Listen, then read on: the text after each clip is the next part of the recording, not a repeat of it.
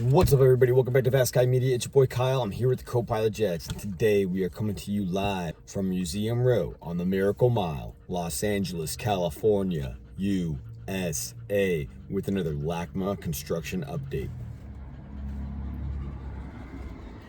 Been a minute since we've been on site and been real busy on the farm. But today we want to go check out all the progress that's happening around LACMA. A lot of big things that we saw the last couple of weeks. I'm sure they're going to be putting some of the final touches on a lot of the concrete that's getting poured on that north side. Also got to check in on the south side with that living sculpture really coming together, and it flew up a lot quicker than we could have expected. But on that note, it is chicken apples time for the co-pilot. Oh, buddy. Look at him go.